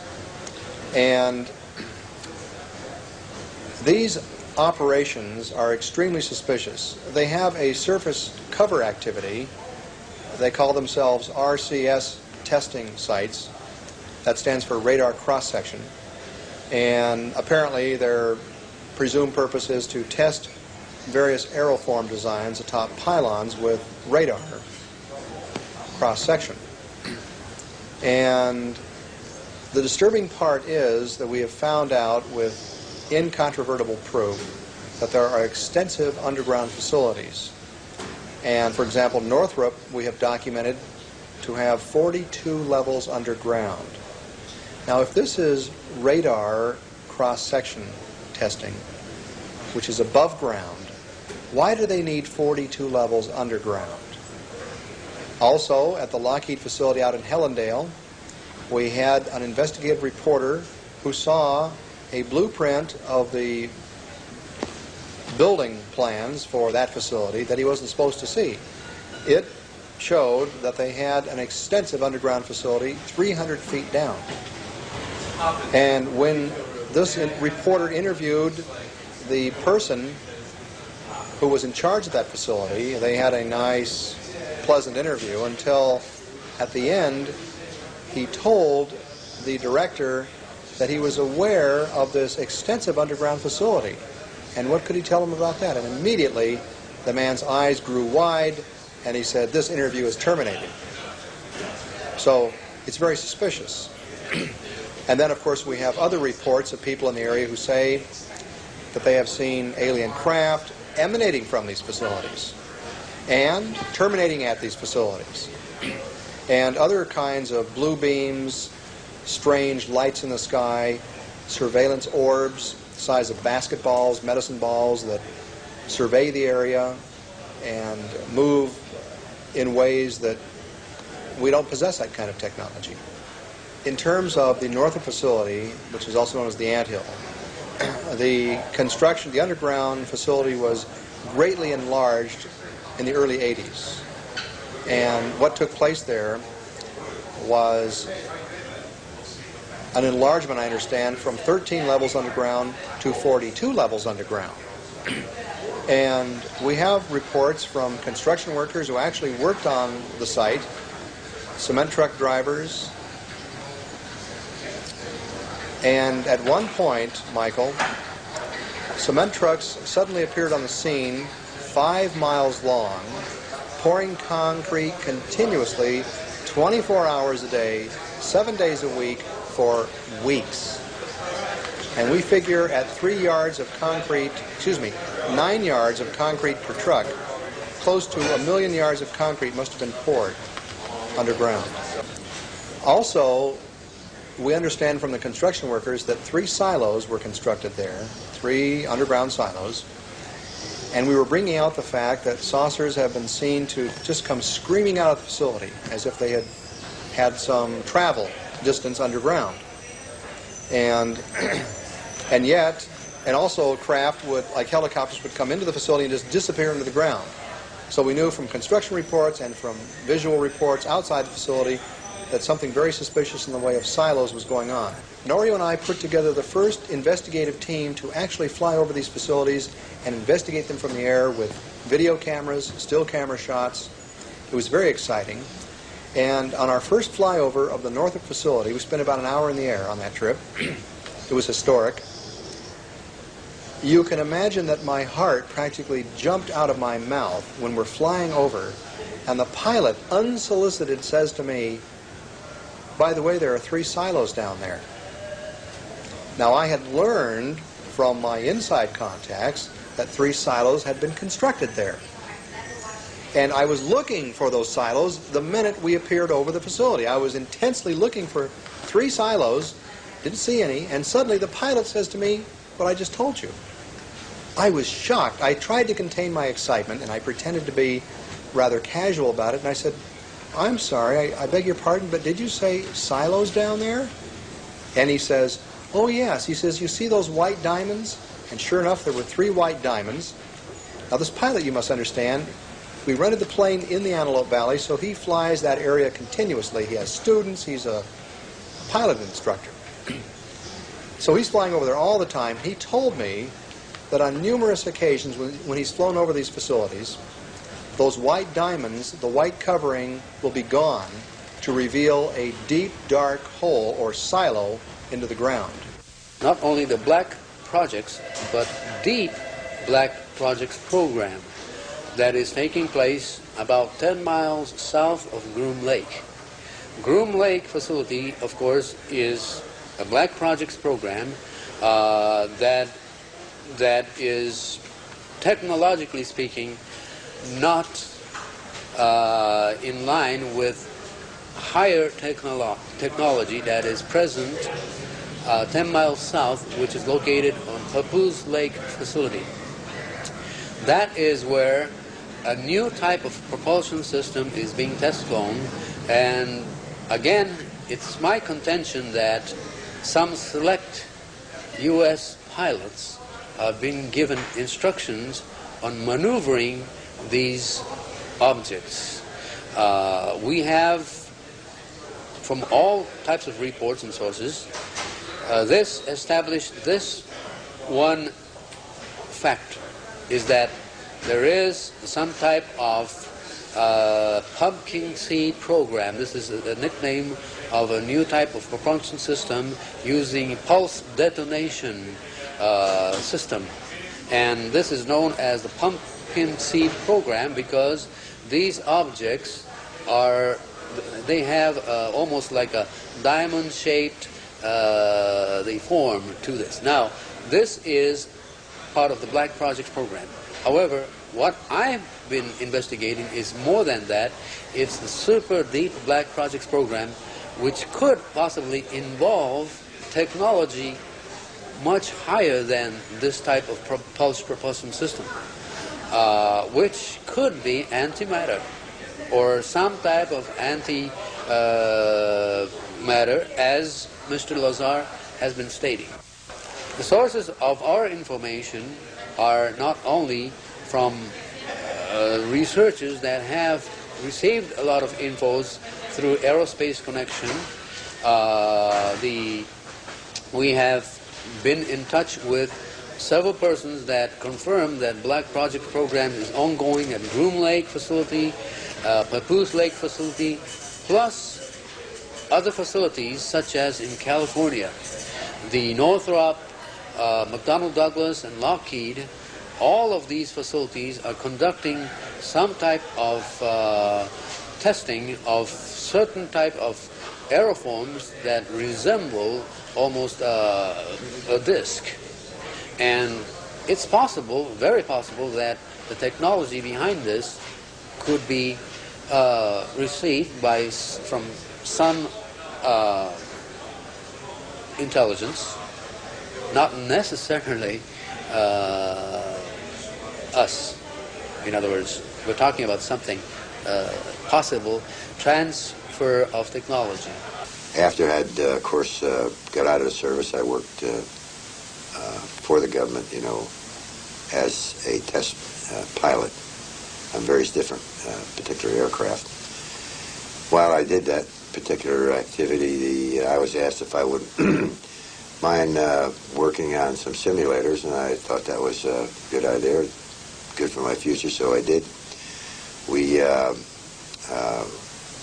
were then reassigned. It was just not myself. There were several other fellows like myself, engineers, that were reassigned to certain companies here in the United States on the various different simulators that they were making for the various new aircrafts that they were building. For example, you know, the F-89, F-94, and F-102, and a group of others. We spent probably close to 3.5, 4 years just in training on simulators and just exactly, you know, how a simulator, an actual simulator for these aircraft worked, you know, and the new designs as they came along. After they thought that we were trained sufficiently, then we were asked to do another project, which was more or less in my field as mechanical design. That was to join metal together without glue, nuts, you know, or any adhesives, so forth, you know, for aircraft purposes. The indication was to make the aircraft lighter. Okay. This of course was several years going on. In the meantime, of course, security classifications were going on, you know, as far as we were concerned, and just the individuals that were going to work on these particular projects before going to the actual facility where I had done this activity. We developed this particular process of joining this material.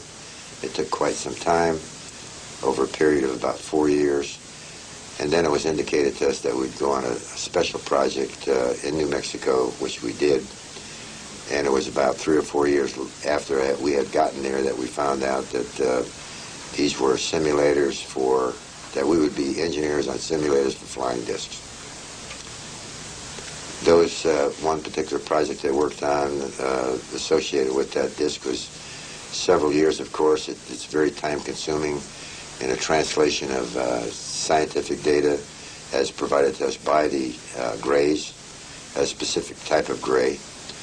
As this information was given to our scientists and various different engineers that we had no association with, but they were doing what they call a copy engineering.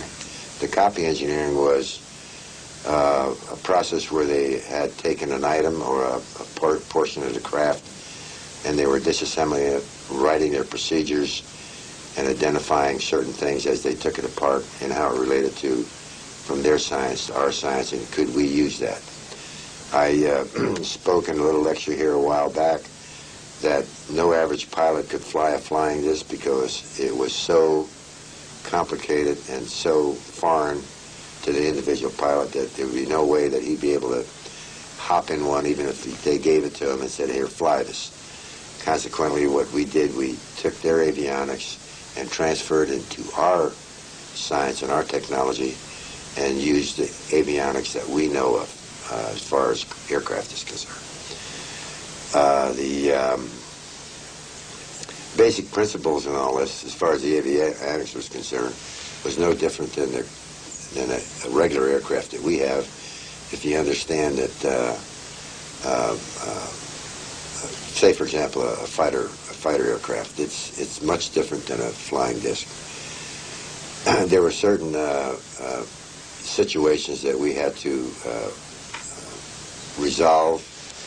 And basically we only looked at a couple different things because the flying disc only flies in about 3 different positions. And that is at 65 degrees, flat horizontal, and possibly vertical. But it was very difficult to fly vertical. The avionics that we developed for that was for the 65 degrees, pitch and yaw, and flat flight. Did you ever see a disc by yourself? I saw a disc from a distance. Can you describe Not it? up close. Can you describe it? If I was describing a disc for you so you'd understand what we're looking at, if you did see the Bob Lazar poster, very, very similar. This facility I was worked at is I'd say, as far as secrecy is concerned, is much tighter than possibly even Nellis here and some of the other facilities, in this country. The entrance and the locations and the scenario on say, hey guys, here this is, this is what the ship looks like. Okay, that's what the ship looks like. As far as entering the ship, no. But that was a disc. How far away was it? Oh, I was, say, 10 or 15 feet away. Was it flying or standing on the ground? It was just sitting on the ground, on its belly. What did you feel in the moment when you saw it? What was your impression of it? I had, my impression was, as an engineer, was just great. Have you ever seen any aliens? We were introduced to grays that were associated with the project, but they were, I could say that in the time that I spent, maybe I've seen the grays a half a dozen times or more, but no more than 10 times, I think. But they were on, the reason that we saw them was actually for us to get used to being associated with them, okay? It's no different than, say, going to Africa and seeing a bunch of pygmies and, looking at those people for a while, and then, this is a little different than that, but it's the same situation where you're seeing something that's a little bit different than us sitting in this room, talking right now, with their features and their makeup and that kind of thing. The conclusion that I have made from this is kind of a tentative conclusion, and it's in several parts. Number one, United States Air Force is interested in any foreign objects that are invading our skies. They would be foolish if they did not conduct a serious investigation of what appears to be superior technology in order to do an estimate of the situation. That's point number one. Number two is, over a period of time, they could have progressed quite far in this study of this technology. Far enough that I believe brings us around to point three, and that is you recruit your best minds from where? The aerospace industry to work on highly classified, or what they call black projects, in order to see if we could duplicate or develop this technology for ourselves.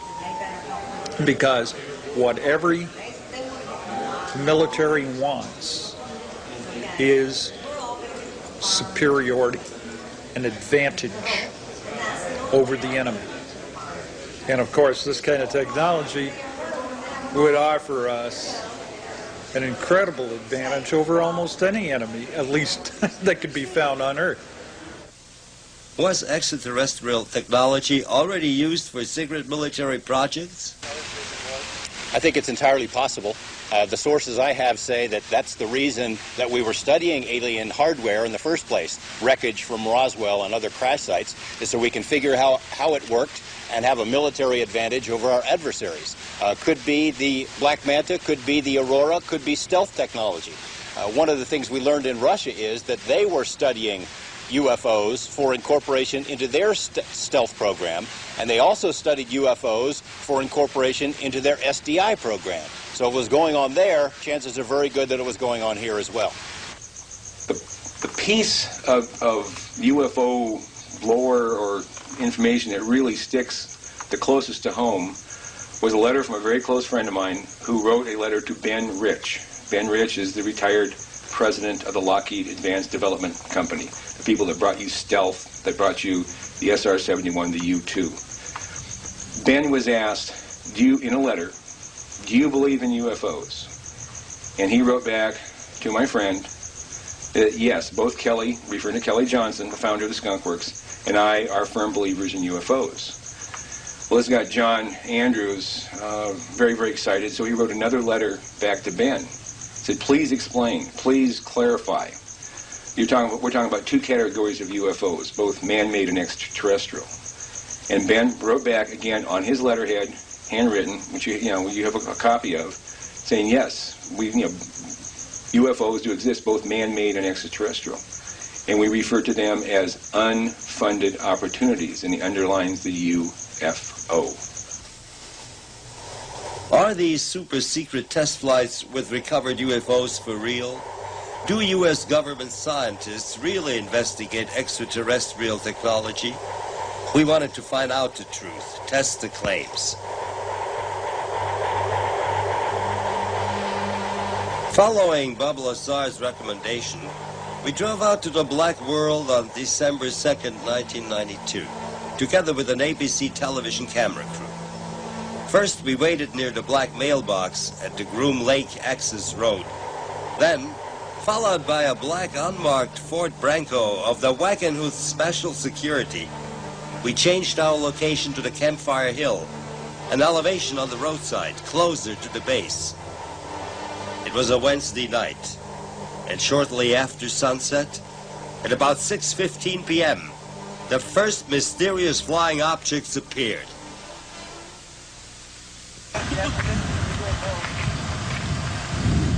Okay, got it.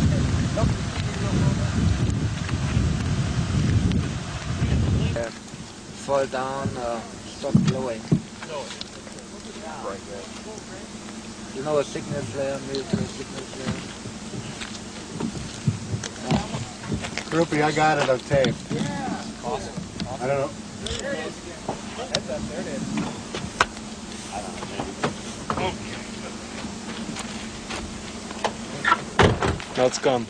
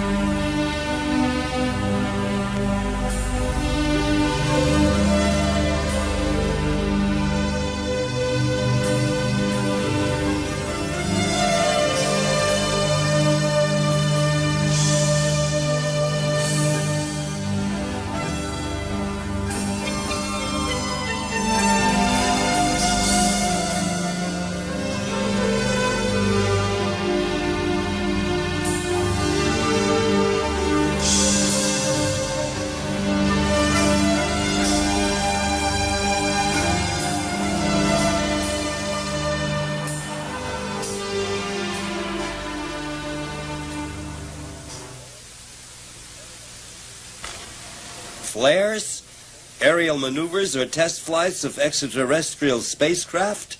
One thing is sure. Their flight characteristics were more than unconventional. Our eyewitnesses were convinced. I saw, well, right over the horizon there, as most of us said so far, I saw a light come up over the horizon, probably a few degrees over the horizon, and it broke into first 2 lights, then 3 lights, and then it seemed to string them all together, kind of like a string of pearls or beads. And there seemed to be a connection as the light jumped from one position to the next. And it was kind of an orange-yellow color. And it seemed to be sort of swirling around at the same time. It wasn't a straight directional thing. It's kind of like they were going like this a little bit, you know. The first thing that was interesting we saw along this ridge out here were a series of white blinking lights that seemed to be, as we looked through binoculars, the same light or several lights that were moving real rapidly around the sky, blinking. Very unusual. All right. Yeah. The one that seems to be attracting the most attention is the one we saw out that direction that had a strange color and seemed to split. Describe that one for me. Yeah, well, it was an orangish red light that was rather intense, and it seemed to split off into different pieces at one point and come back together again. And I think that was the most interesting aspect of that. We've seen a lot of interesting things tonight. What was that they saw in the skies above Nevada? We'll try and have some answers next. A big UFO convention came to an end in Las Vegas last night, and afterwards, naturally, some of the members went out in the desert to search for UFOs. A news crew went along, too, and sure enough, it wasn't long before a mysterious, unidentified object appeared. Not too surprising, somewhere up there, you see it, because this patch of desert is right near a military test site. This looked like no aircraft lights that any of these folks had ever seen. This was a bona fide UFO sighting? I think it was, yeah. And UFO means unknown flying object, and this definitely was nothing I've ever seen before. Was it a bird? Was it a plane? Was it the Aurora, the secret plane? We don't know. More to come, I'm sure, and the Air Force is not saying anything as usual. Well, fascinating. You have a good weekend, of course, all of you. Good night, everybody. Maybe it's just a question of time before the secret of the black world will be revealed. The answer on our questions, still hidden behind these mountains, might turn out to be revolutionary for all of us.